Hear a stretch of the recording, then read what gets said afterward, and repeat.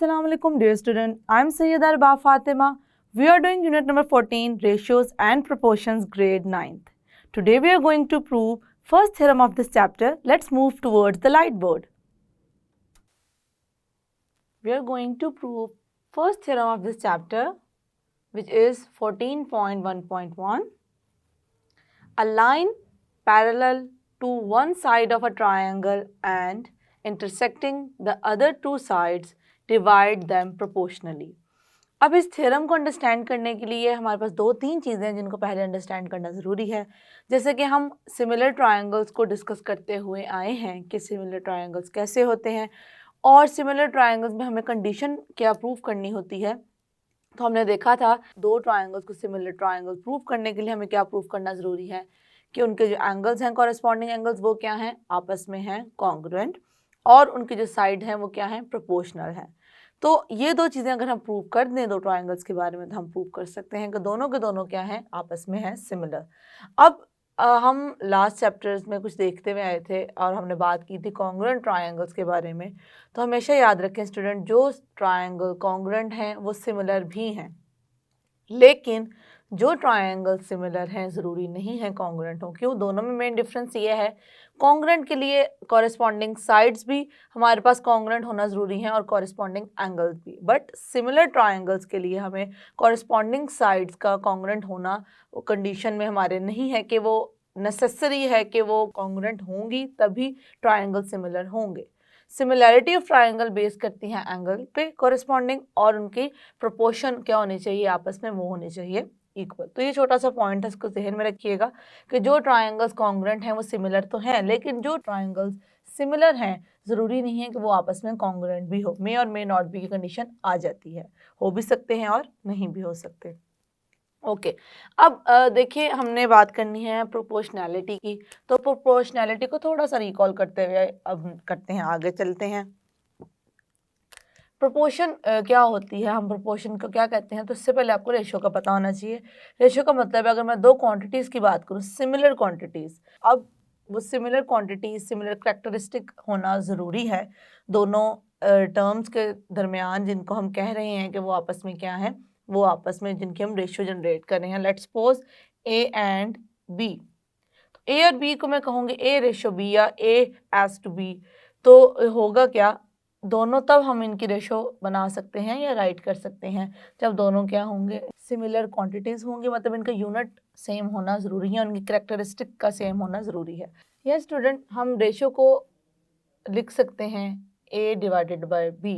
It means कि हम अगर डिवाइड कर देते हैं कोई भी हमारे पास लाइक अगर हम शेप्स की बात करें, अगर हम बात करें लाइंस की, तो हम उनको अगर डिवाइड कर दें आपस में तो हम उसको भी क्या कहेंगे, वो जो डिवीजन करके हमारे पास आई है वो भी क्या आई है, रेशो है। इन अदर वे कि हम रेशो को इस फॉर्म में भी लिख सकते हैं, डिवीजन में, फ्रैक्शन में।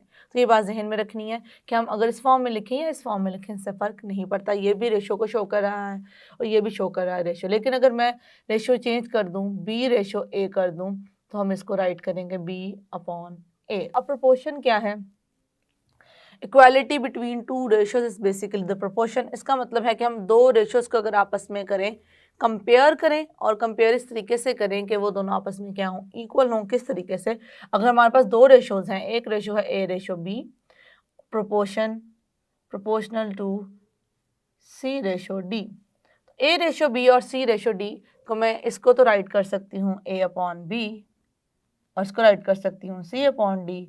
तो स्टूडेंट हमेशा याद रखिएगा जैसे हम रेशो को लिख सकते हैं डिवीजन में, इसी तरीके से हम प्रोपोर्शन को लिख सकते हैं इक्वालिटी के साइन के साथ, लाइक दिस। तो इसको मैं अब कैसे लिखूँगी, A upon B equals to C upon D.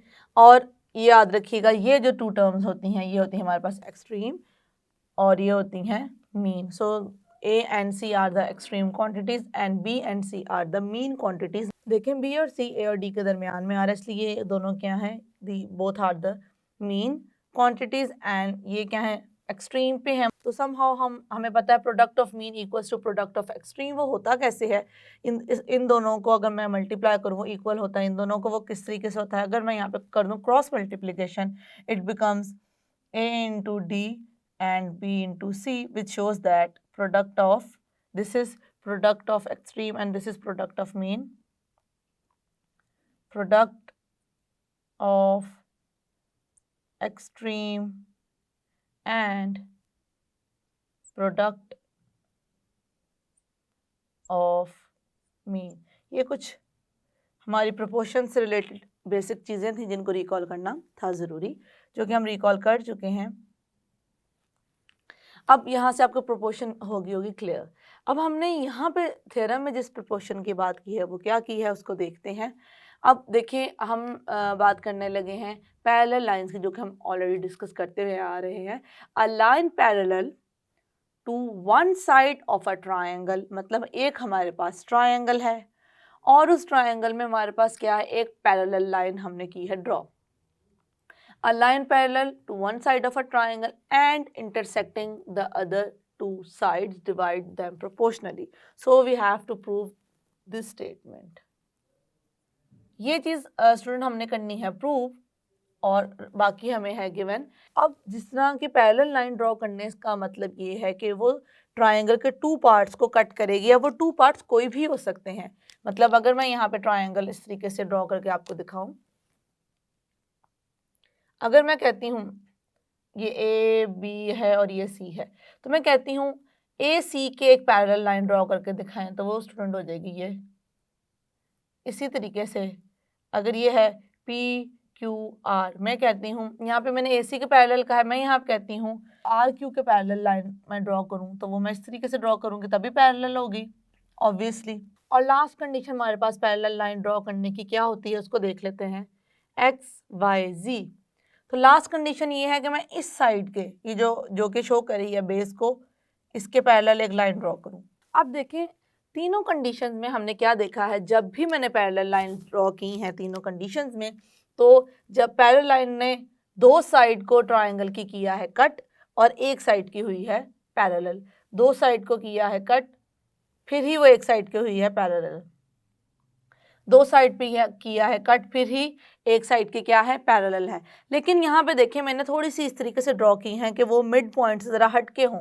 यहाँ पर मैंने मिड पॉइंट्स नहीं लिए हैं, रीज़न यही है कि इसलिए नहीं लिए ताकि आपके माइंड में ये ना हो कि हम जब भी लेंगे तब हम पैरेलल लाइन की बात करेंगे तो वो पैरेलल लाइन होगी ही मिड पॉइंट पे। तो ये कॉन्सेप्ट क्लियर होना ज़रूरी है।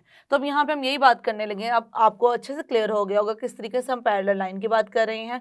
एक हम पैरेलल लाइन ड्रॉ करेंगे जो एक साइड को तो पैरेलल होगी और बाकी दो साइड को करेगी कट। तो अब इसी चीज़ को अंडरस्टैंड करते हुए हमने प्रूफ क्या करना है, प्रूफ हमने ये करना है कि जो उसकी साइड्स हैं वो क्या हैं, आपस में प्रोपोर्शनल है। और प्रोपोर्शनल हम किस तरीके से प्रूव करेंगे तो वो हम देखते हैं। सबसे पहले क्या करेंगे, सबसे पहले तो हम एक अपनी फिगर ड्रॉ कर लेते हैं जो हमें इस थ्योरम के लिए रिक्वायर्ड है। इसका मतलब है इन तीनों में से एक कंडीशन को मैं यहाँ पे ड्रॉ करूँगी और सबसे ईजीएस्ट जो हम कंडीशन है या जो ईजीएस्ट पैरेलल लाइन है जिसको हम इजीली अंडरस्टैंड कर सकते हैं और उस पर कंस्ट्रक्शन कर सकते हैं वो ये वाली है। तो मैं यही वाली यहाँ पे करने लगी हूँ ड्रॉ, ताकि आप लोगों को अच्छे से क्लियर हो जाए कि हम इस थ्योरम में किस तरह की कंस्ट्रक्शन करने जा रहे हैं और हमारी फिगर होगी किस तरह की। सबसे पहले जो मैं करूँगी ड्रॉ वो एक करूँगी ट्रायंगल और फिर उस ट्रायंगल की एक साइड के अकॉर्डिंगली ड्रॉ कर दूँगी पैरेलल लाइन और वो पैरेलल लाइन कट करेगी बाकी दोनों साइड्स को।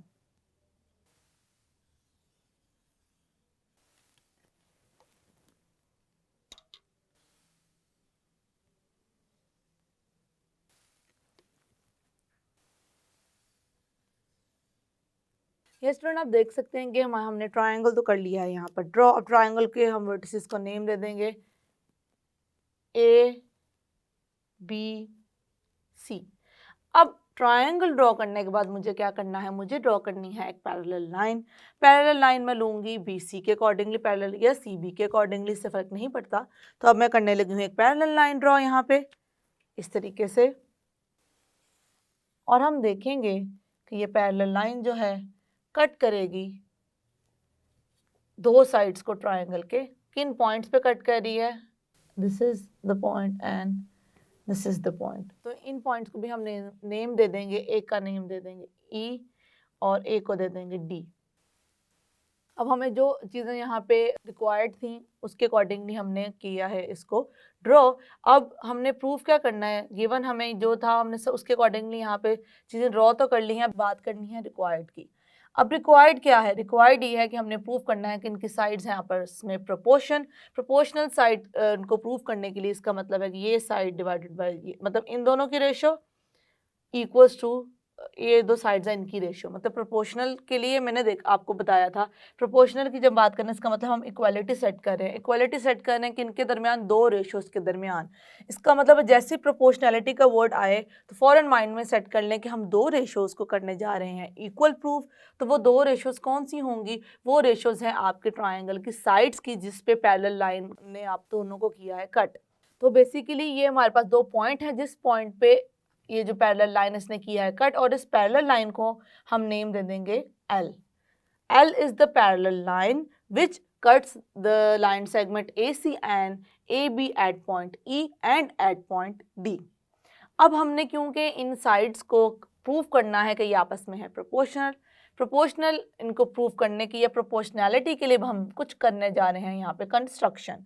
अब कंस्ट्रक्शन के लिए क्या करेंगे स्टूडेंट, कंस्ट्रक्शन में हमने क्या करना है, कंस्ट्रक्शन में ये करना है हमारे पास ये जो दो पॉइंट्स आए हैं यहाँ पर B के ऑपोजिट है वर्टेक्स E और C के ऑपोजिट है वर्टेक्स D। तो मैं B को ज्वाइन कर दूंगी E के साथ और C को ज्वाइन कर दूंगी D के साथ,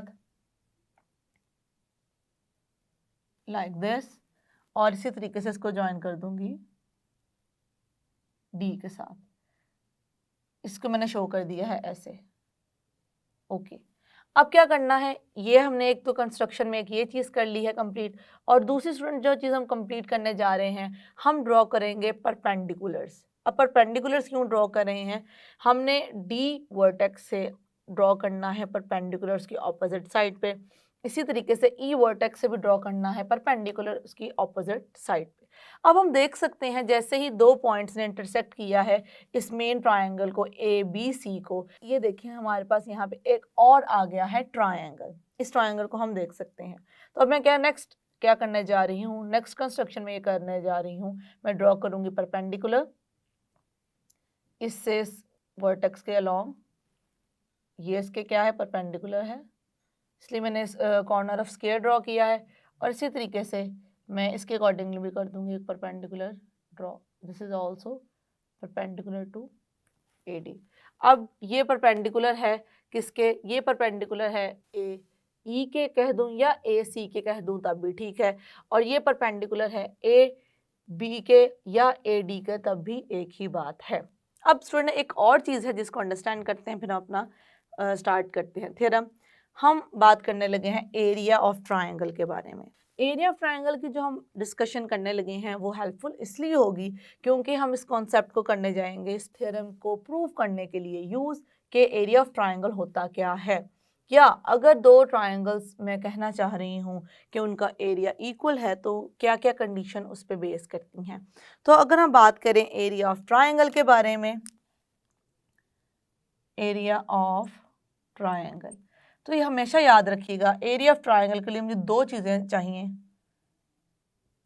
बेस और दूसरी क्या चाहिए, हाइट। अगर मुझे किसी भी ट्रायंगल का एरिया फाइंड करना है तो मुझे क्या चाहिए, बेस चाहिए और चाहिए हाइट। अब यहाँ पे बेस का मतलब ये है कि हम जब भी ट्रायंगल ड्रॉ करते हैं सबसे पहले ड्रॉ करते हैं एक बेस, उस बेस के होते हैं दो वर्टेक्स, कोई भी वो हो सकते हैं ABCDEF, हम कुछ भी नाम दे सकते हैं।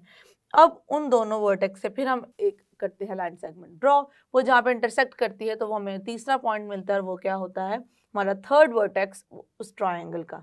तो हमारे पास जो बेस होगी उसका पता होना ज़रूरी है और हमें हाइट का पता होना ज़रूरी है। तो अगर हम हाइट के बारे में स्टूडेंट बात कर रहे हैं तो किसी भी ट्रायंगल के जब भी हमने हाइट बतानी हो तो हम ड्रॉ करते हैं परपेंडिकुलर लाइन। परपेंडिकुलर लाइन कहाँ से ड्रॉ करते हैं और किसके ऊपर करते हैं, ये कॉन्सेप्ट क्लियर होना बहुत ज़रूरी है। हम हमेशा परपेंडिकुलर लाइन जो होती है ड्रॉ करते हैं बेस के ऊपर उसके ऑपोजिट वर्टेक्स के। अगर मैं कहती हूँ कि ये है मेरे पास बेस, अगर ये बेस है तो इसका ऑपोजिट वर्टेक्स ये है, तो यहाँ से मैं बिल्कुल परपेंडिकुलर लाइन इस पर ड्रॉ करूँगी। परपेंडिकुलर का मतलब है जो 90 डिग्री एंगल बना रही होगी, तो ये शो करेगी हाइट को, ये किसको शो करेगी, हाइट को। इसी तरीके से जो यहाँ पे ड्रॉ हुए हैं अगर हम उन्हीं पे बात करना चाहें तो अभी मैंने बात की है इसको बेस रखते हुए, अगर मैं इसको बेस रख लूँ तो उसका ऑपोजिट ये बनेगा। अगर मैं इसको बेस रख लूँ तो उसका ऑपोजिट ये बनेगा। तो इसी तरीके से यहाँ पे इनको भी ड्रॉ कर लेते हैं और देख लेते हैं। अगर मैं इस तरीके से कह दूँ कि बेस है मेरे पास ये, अगर बेस ये है तो उसका ऑपोजिट वर्टेक्स ये बनता है और यहाँ से मैं ड्रॉ करूँगी एक परपेंडिकुलर लाइन, और ये लाइन अब शो कर रही है हाइट को। इसी तरीके से अगर मैं एक और ट्राइंगल यहाँ पे ड्रॉ कर देती हूँ और कह देती हूँ कि ये है इसकी बेस, अगर ये बेस है तो इसका ऑपोजिट जो वर्टेक्स है वो है ये, और ऑपोजिट वर्टेक्स है तो इससे मैं क्या ड्रॉ कर दूंगी, परपेंडिकुलर लाइन। इट मीन्स कि whenever I have to talk about the area of a triangle, I have to need two things, the base and the height। और हाइट के लिए मुझे पता होना ज़रूरी है कि हम बेस किसको लेकर चल रहे हैं, एक चीज़। दूसरी चीज़ ये है, स्टूडेंट हमेशा याद रखिएगा कि अगर दो पैरेलल लाइंस हैं तो उनकी जो हाइट है वो आप अगर पैरेलल लाइंस को छोटा कर दें तब भी सेम रहेगी, अगर आप उन्हें बड़ा कर दें तब भी रहेगी सेम। क्या मतलब है इस बात का? इस बात का मतलब ये है कि अगर मैं दो पैरेलल लाइंस ले रही हूँ तो मुझे जिसके डिस्टेंस फाइंड करने के लिए दोनों के दरमियान में एक ड्रॉ करनी पड़ेगी परपेंडिकुलर लाइन। ये जो परपेंडिकुलर लाइन है ये शो करेगी इन दोनों की हाइट को, ठीक है। ये किसको शो करेगी? हाइट बिटवीन पैरेलल लाइंस, अगर ये दो मैं ले रही हूँ lines. Now I am going to write the given over here.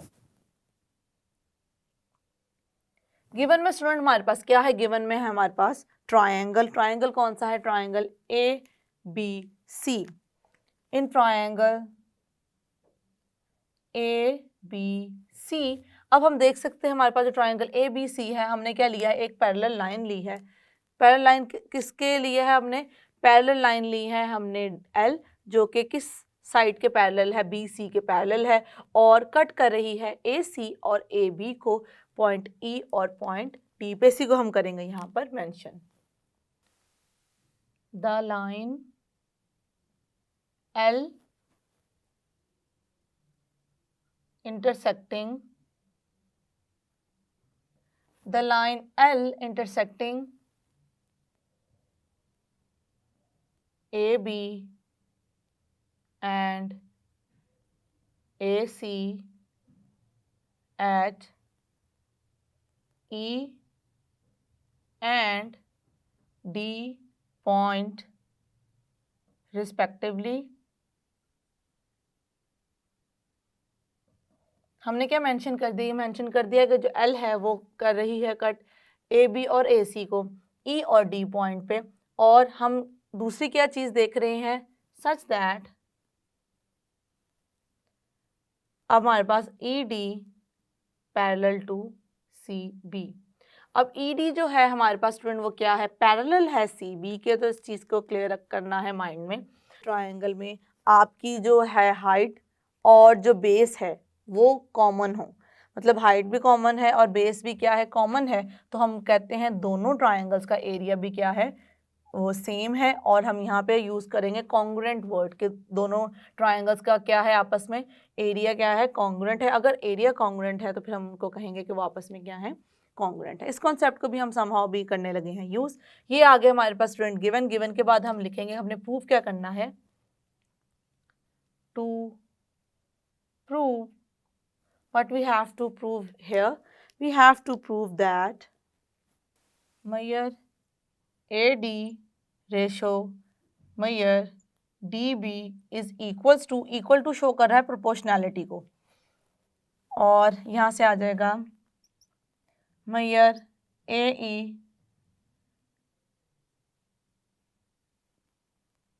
ratio measure EC। हमने ये प्रूव करना है कि ये आपस में क्या है? इक्वल है और प्रोपोर्शन है। इक्वलिटी साइन यहाँ पे ये शो कर रहा है। अब हम यहाँ पे राइट करेंगे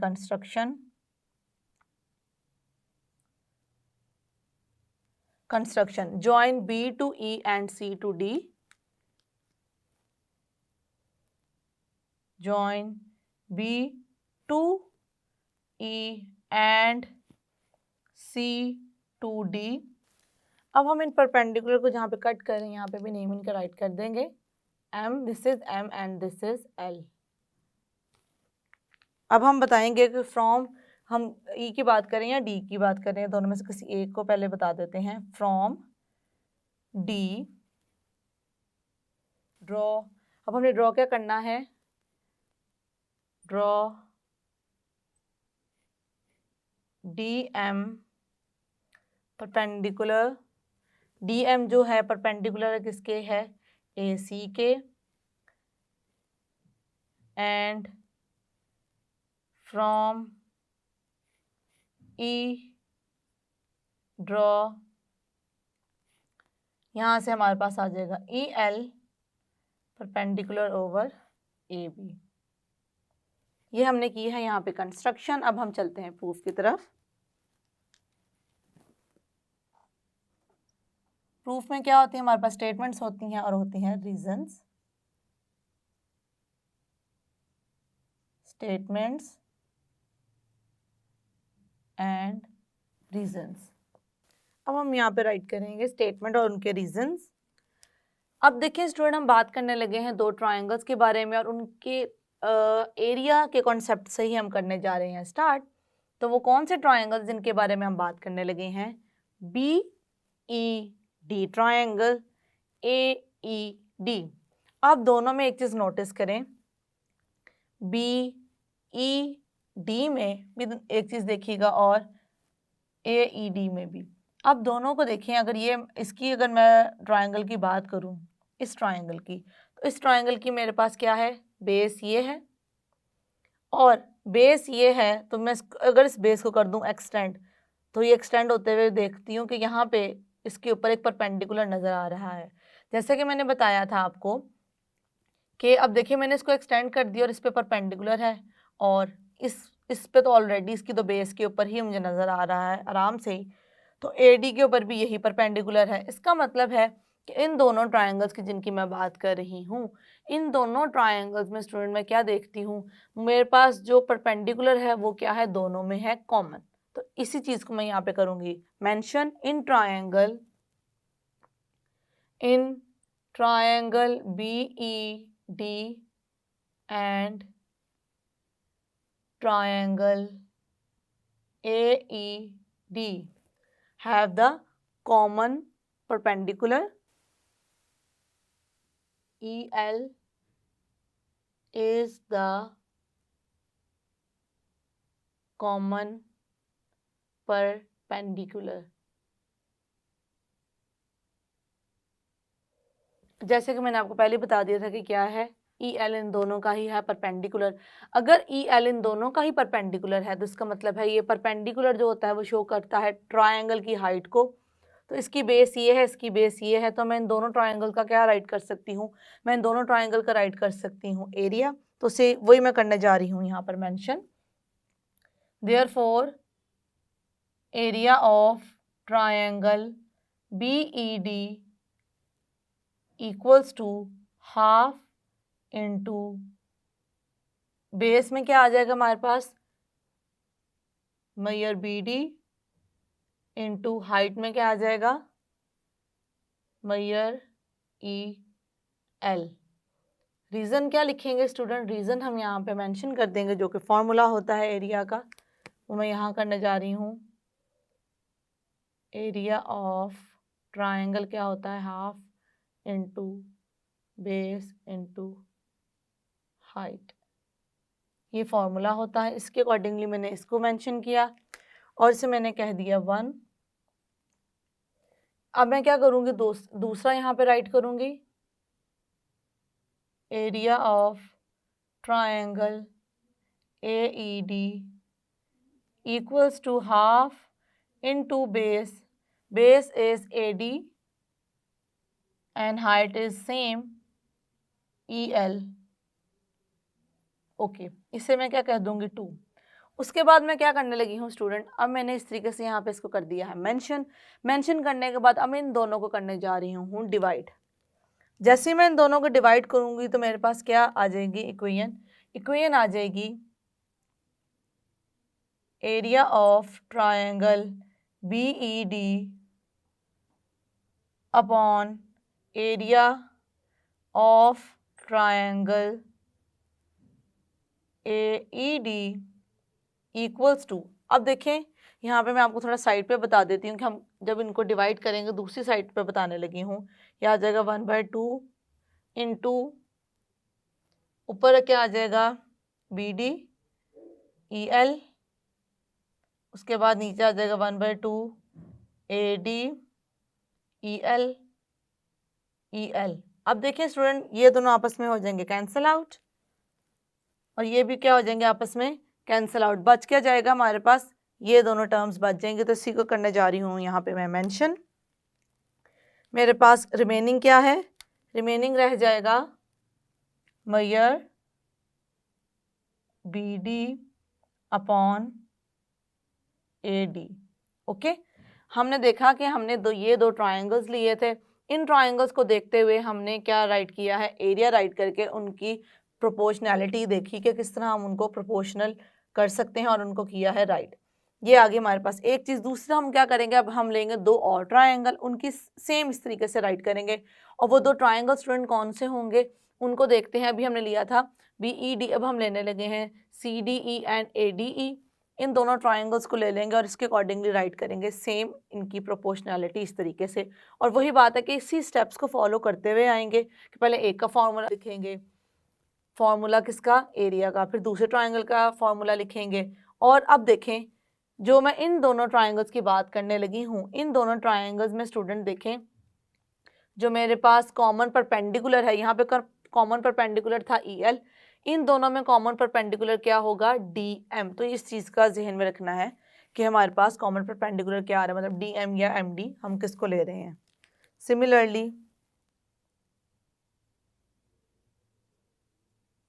सिमिलरली मैं यहाँ पे राइट कर दूंगी area of triangle C D E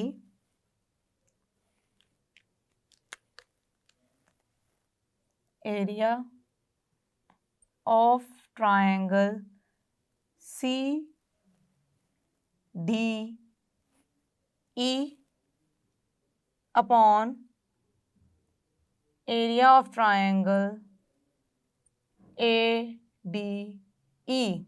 अब स्टूडेंट हम देख सकते हैं यहाँ पे हम किस तरीके से चल रहे हैं। यहाँ पे हमारे पास आ गई ये बेस और फिर आ गई ये बेस, ये एज इट इज़ रहेंगी जिस तरह यहाँ पे हमारे पास जो बेस थी वो एज इट इज़ थी।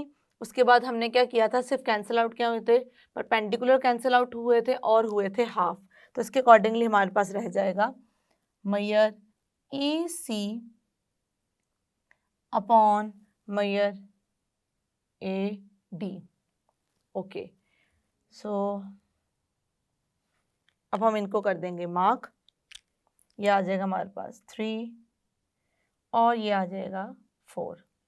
बेसिकली हमने सेट कर लिया प्रोपोर्शनैलिटी। प्रोपोर्शनैलिटी सेट करने के बाद अब हम देखेंगे कि हम दो ट्रायंगल्स को किस तरीके से कॉन्ग्रुएंट कह सकते हैं। वही सेम कॉन्सेप्ट को यूज़ करते हुए, जैसे कि मैंने आपको कहा था कि अगर परपेंडिकुलर सेम हो और बेस सेम हो तो हम कह सकते हैं दोनों ट्रायंगल्स के क्या है आपस में एरिया सेम है। तो फर्दर डिस्कशन करते हैं इस पे। हमने यहाँ पे इस तरीके से राइट कर दी थी बेस, बेसिकली ये है ए ई। और स्टूडेंट ये देखें, असल में क्या था, असल में ये था हमारे पास ई ए। तो हमें पता है मेजर ई ए लिख लूँ या ए ई लिख लूँ, कोई फ़र्क नहीं पड़ता। हमने ए ई इसलिए लिखा है क्योंकि हमने जो प्रूफ करना है उसमें करेंगे ए ई प्रोपोर्शनल टू ई सी। इसी तरीके से हम यहाँ पे ऐसा करते हैं जिस तरह हमने इसको कर लिया है ए ई। ये जो हमारा सेकंड है इसको भी हम देख लेते हैं कि हमने यहाँ पे क्या प्रूफ करना है स्टूडेंट। हमने यहाँ पे करना है A D proportional to T B. इसी तरीके से अगर ये तो एक्स्ट्रा बात आपको समझाई है, इसी तरीके से यहाँ पे भी देख लेते हैं। हमें पता है मेजर बी डी लिख लें या लिख लें मेजर बी डी लिख लें या डी बी लिख लें, एक ही बात है। तो यहाँ पे मैं इसको इसकी जगह मेंशन कर दूंगी जब यूज़ करूँगी डी बी, तो इस चीज़ का हम रख लेंगे ख्याल। तो ये छोटा सा पॉइंट था, इसको क्लियर कर लिया हमने। वो आगे चलते हैं क्योंकि अपनी क्वेश्चन को इस तरीके से रखें जिस तरह से हम जब उसको करेंगे पुट तो हमें हो आसानी। अब हम बात करने लगे हैं दो ट्रायंगल्स के एरियाज कब हो सकते हैं इक्वल। जैसे कि मैंने आपको बताया था, दो ट्रायंगल्स के एरिया तब इक्वल होंगे जब होगी हाइट सेम, मतलब ऑल्टीट्यूड क्या होगा वो सेम होगा, इक्वल होगा, और बेस भी हमारे पास क्या होगी कॉमन। बेस हम कॉमन लें, ऑल्टीट्यूड हो सेम, तो हम कह सकते हैं दोनों ट्रायंगल्स के एरियाज क्या हैं आपस में कॉन्ग्रुएंट हैं। इसी चीज़ को करने जा रही हूँ यहाँ पे मैं mention.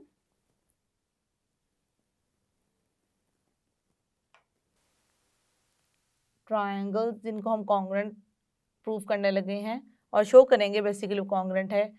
Triangle BED congruent to triangle CDE। Reason क्या लिखेंगे स्टूडेंट? रीजन हम मेंशन कर देंगे, ये मैं रीजन है जो लिखने जा रही हूँ। Area of triangles with common base and same altitude are equal। इस कॉन्सेप्ट को हम यहाँ पे कर रहे हैं यूज, और हमने कह दिया कि दोनों के दोनों ट्रायंगल्स क्या हैं स्टूडेंट, आपस में है कॉन्ग्रुएंट। और किस तरीके से हमने लिया था हाइट को, वो मैंने आपको ऑलरेडी स्टार्टिंग में एक्सप्लेन कर दिया था कि जब हमने बात की थी BED की और CDE की, तो हमने जब ऑल्टीट्यूड लिए थे, तो अगर दो हमारे पास लाइन पैरेलल, यहाँ पे हम रीज़न भी मेंशन करते हैं कि अब देखिए यहाँ पे हमने कॉमन बेस तो देख ली, कॉमन बेस के अलावा जो हम बात कर रहे हैं ऑल्टीट्यूड की, वो हमने देखना है कि वो किस तरीके से हमारे पास दोनों में क्या है, सेम है। दोनों में सेम इस तरीके से है कि देखिए हमें क्वेश्चन में गिवन है कि जो हमारे पास ED या DE वो पैरेलल है CB के। तो अगर ये दोनों लाइंस आपस में पैरेलल हैं तो इनकी जो हाइट होगी वो क्या होगी, सेम होगी। अगर मैं यहाँ पे ले लूँ तब भी सेम, मैं यहाँ पे ले लूँ तब भी सेम, मैं यहाँ पे ले लूँ तब भी सेम, तो हाइट क्या होगी, चेंज नहीं होगी। इसी कॉन्सेप्ट को मैंने यहाँ पर भी किया है अप्लाई। अब क्योंकि हम जिस तरीके से इस ट्रायंगल की बात करेंगे या इस ट्रायंगल की बात करेंगे उसमें ये हमारे पास बेस आएगी, तो क्योंकि ये बेस आएगी तो इस बेस से हमें ऑब्वियसली इसकी हाइट के लिए यहाँ पे ड्रॉ करना पड़ेगा और इसको करना पड़ेगा एक्सटेंड, और इसकी बेस से मुझे यहाँ ड्रॉ करना पड़ेगा, इसके लिए मुझे करनी पड़ेगी इस लाइन को, बेस लाइन को एक्सटेंड। किस तरीके से, अगर मैं इस तरीके से बात करूँ तो मुझे यहाँ पे अगर ये B है तो मुझे परपेंडिकुलर ड्रॉ करने के लिए इसको करना पड़ेगा एक्सटेंड, और यहाँ पे इस तरीके से मैं ड्रॉ कर दूंगी परपेंडिकुलर, जो कि होगा सेम। अगर मुझे बात करनी है इसके बारे में, क्योंकि ये C आ गया, अब इसको मुझे यहाँ एक्सटेंड करना पड़ेगा, और यहाँ से जब मैं परपेंडिकुलर ड्रॉ करूँगी समहाउ लाइक दिस, तो ये दोनों के दोनों क्या होंगे, आपस में सेम होंगे, क्योंकि दोनों सेम पैरेलल लाइंस के दरमियान में है हाइट। तो इसी चीज़ को मैं यहाँ पे करूँगी मेंशन। ED राइट कर लें या DE लिखें, इससे कोई फ़र्क नहीं पड़ता। ED पैरेलल टू CB, ये भी हमें क्या था स्टूडेंट, गिवन था, तो इसका गिवन लिख के भी मेंशन कर सकते हैं। ओके, अब हमने ये चीज़ यहाँ पे प्रूफ कर दी है। अब अगर हमने ये चीज़ प्रूफ कर दी है तो अब हम फर्दर चलते हैं अपने उस प्रोपोर्शन की तरफ जो कि हमने करनी है प्रूफ, वो मैं करने जा रही हूँ इस तरीके से यहाँ पर राइट। अब मैं कौन कौन सी इक्वेशन को यूज़ करने लगी हूँ उसको देखिएगा। मैं यूज़ करने लगी हूँ इक्वेशन 3 और इक्वेशन 4 को। फ्रॉम 3 एंड 4, 3 और 4 से हम स्टूडेंट क्या राइट कर सकते हैं, मैयर DB, हमारे पास क्या थी, measure DB upon measure AD is equals to, क्योंकि हम मैयर राइट कर रहे हैं तो हम इक्वल लिखेंगे, कॉन्ग्रुएंट राइट नहीं करेंगे। अब देखिए यहाँ पे हमने किन दो ट्रायंगल्स को कॉन्ग्रुएंट प्रूफ किया, BED एंड CED। तो यहाँ पे BED और CED हम प्रूफ कर चुके हैं कि क्या है, आपस में कॉन्ग्रुएंट है। और AED लिख लें या ADE लिख लें, ट्रायंगल चेंज नहीं होगा, ट्रायंगल तो हमारे पास बेसिकली वही है। तो दोनों में बेस सेम है और हमारे पास न्यूमरेटर सेम है। डिनोमिनेटर में हमने क्या किया है, उनको सेम रखते हुए हमने न्यूमरेटर को देख लिया कि वो भी क्या है, आपस में कॉन्ग्रुएंट हैं, तो हम कह देंगे कि दोनों आपस में क्या है, इक्वल। इसी तरीके से मैं यहाँ पे इसको मेंशन कर दूंगी, EC अपॉन AE। ये मैंने कैसे किया, यूज़ किया है 3 और 4 को। दोबारा देखते हैं, 3 और 4 को यूज़ किया है। इसमें ये तो दोनों में वैसे ही सेम था ट्रायंगल, बस इसमें वर्टिसेस को हमने आगे पीछे किया हुआ है, AET है और ये ADE है, फ़र्क नहीं पड़ता, दोनों ट्रायंगल सेम है। अब यहाँ पे रह गई थी इन दोनों की बात, इन दोनों का भी हमने राइट कर दिया कि दोनों के दोनों क्या हैं, कॉन्ग्रुएंट। अगर दोनों कॉन्ग्रुएंट हैं तो इनकी जो साइड्स हैं जो हमने प्रोपोर्शनल रखी हुई हैं वो भी क्या होंगी, आपस में सेम होंगी, इक्वल होंगी, तो वो इस तरीके से मैंने कर दिया है मेंशन। तो स्टूडेंट मैं आपको जैसे कि बता चुकी हूँ कि हम जो रेशो होती है उसको लिख सकते हैं फ्रैक्शन में, डिवीजन में, तो इसी तरीके से हम डिवीजन को लिख सकते हैं फ्रैक्शन में। तो मैं बस एक काम करूँगी अपनी गिवन प्रोपोर्शन को प्रूव करने के लिए। जो मेरी गिवन प्रोपोर्शन है उसमें मेरे पास AD ऊपर है और DB नीचे है, AE ऊपर है और EC क्या है, नीचे है। तो मैं इसका ले लूँगी रेसिप्रोकल। तो रेसिप्रोकल का मतलब होता है न्यूमरेटर डिनोमिनेटर में चेंज हो जाता है, डिनोमिनेटर न्यूमरेटर में। मतलब अगर 5 है तो उसका रेसिप्रोकल होगा 1/5, अगर 8/7 है तो उसका रेसिप्रोकल होगा 7/8। तो इसी तरीके से मैं इसका रेसिप्रोकल ले लूँगी DB AE EC। अब देखेंगे स्टूडेंट, अब हम इसको राइट कर देंगे हेंस,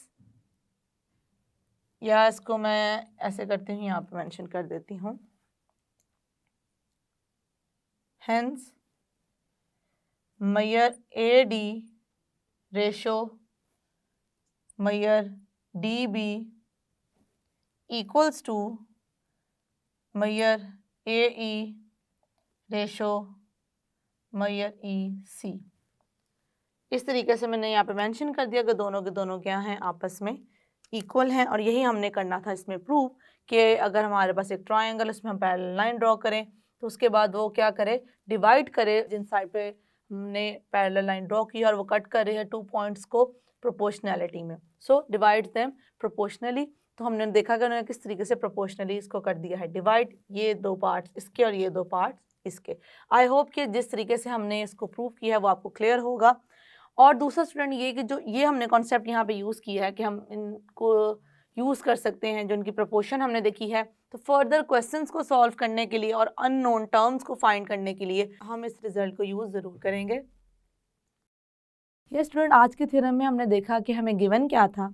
गिवन हमें ये था कि हमारे पास एक ट्रायंगल है, ट्रायंगल में एक पैरेलल लाइन है जो कि इंटरसेक्ट कर रही है ट्रायंगल की 2 साइड्स को, और थर्ड जो हमारे पास साइड है उसके है वो पैरेलल।